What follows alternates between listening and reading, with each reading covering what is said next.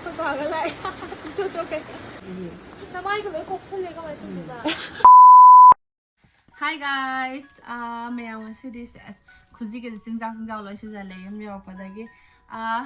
Adum video je number su pa na phangdre ko haidi angang sena ga yumda dum leire ba koinem po hu ju labuk nung loi chatle ba ko hojik lo matam ni na aduduna adum heaven nivani gi video mate adum haba ke heaven ge ina dum kai kamai le adum har ke nung ju mang nung sa nung mang ado ayam na di nung chui ko hek tholok pada ge heaven ju si de leire tum hogot laga ko tum hogot laga si leire uthok se heaven je kaino sure thamari mapung phare de 16 da ado hojik se manga changak tore ko ado ma chaning mana di loi bane am tiong se sana macha you to ai hi guys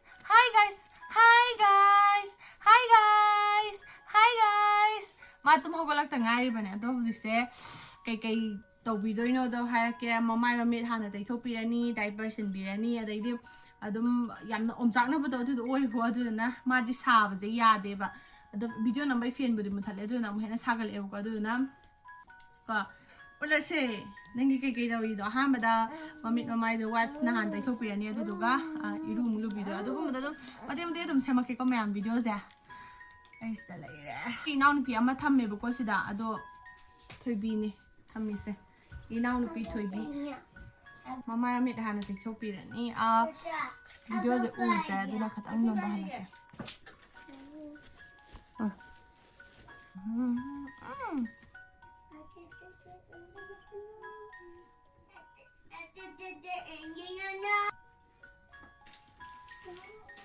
Madi yang gerak, Madi yang gerak, dang, tersen gede, yay, hi, welcome back, hi, welcome back, tu biar vitamin D dong tu. Hozik hidak pita ani hana, hai dia, mending dek tekau ibu kau ada na, hozik hidak pita ni.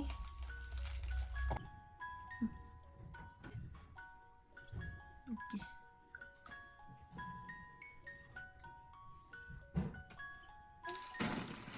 Diaper हम set लगे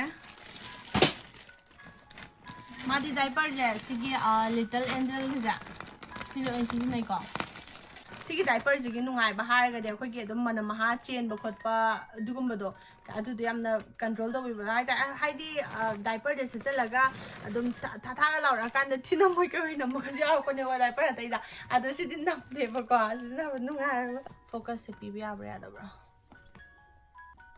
तो स्माइन तवे बको अदुदुवा मागी मपान जे कहनी यामना mon लावदो अदुदो ओयबदो यामना कहनी soft ओय आइन तवजिदा दुगा मागी कई स्माइन तवे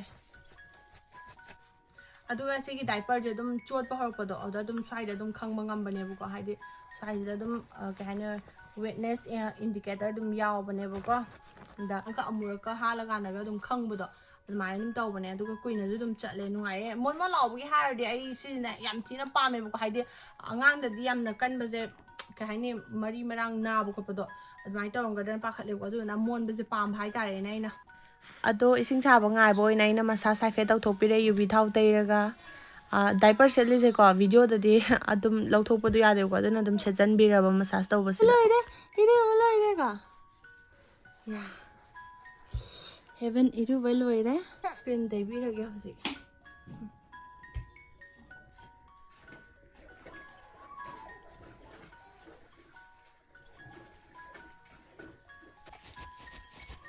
tu diaper set basu loire si je kwa ama phau dana khotana tawdo du tawde puda dum du leita bane bista phajana dum phabi bhai de mon law bani ko si ja am chet keno tawbo ma lamni tu si mon bani na moi de jam nungai jab hai tare ne diaper se sigi diaper se size se s tagina xl fawba leibane bako aduna pam tardi adum sizinaraga adum yengbiyo sizina basu yam nungai hi guys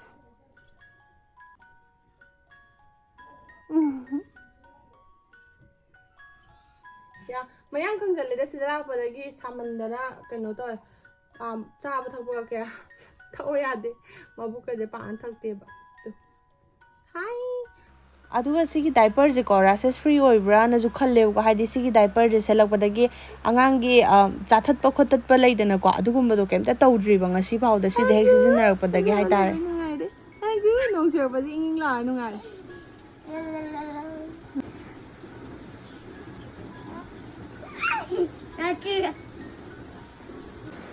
Just jealousy. Ka. Yeah.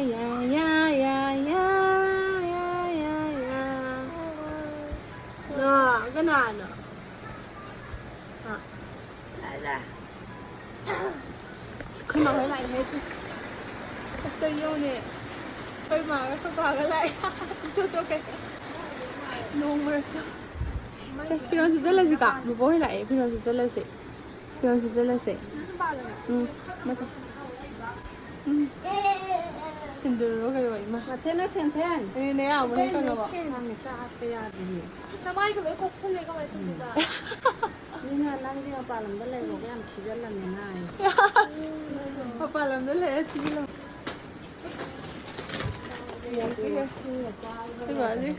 अलिसे अदो मैम सिगी diaper जे पाम तारगदी little angel की diaper जे पाम तारगदी आई अदुम डिस्क्रिप्शन द लिंक दो हापम के अदुम चाव तो बियो ममा लिसिंग का न तरसु लानो अदुम चाव तो बिरो अदुम हापम मगे को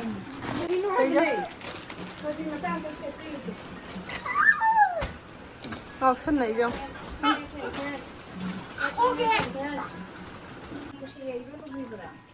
अच्छा बोले पके चाले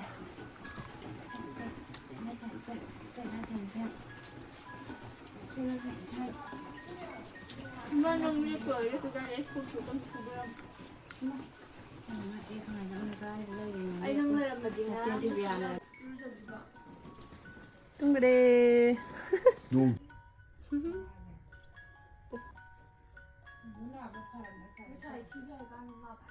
अदो हजे अखोय माला आमने ने को आई अंगांग दो हाक पिरामगा आई थबा म चलुगे नों थोले खोय लाइसंग मया ने दो लेहावे आम पाली नो फजन उलागे यामनदी पालम जदो अमनी दि पाली बको सिगी लेहाव पाम बिजिंग हवाई एगी ममांग मांग वीडियो दे येंग बोर्ड ने को खंगम नि याम पि होबने को हदा याम चाव लेम अदो वीडियो दो लोइसलागे आई लोइसलागे ने लोइसन बे मतंग दना मैने बको दुदी आई Kasi sa ilo sila yung matangin ang tinarse.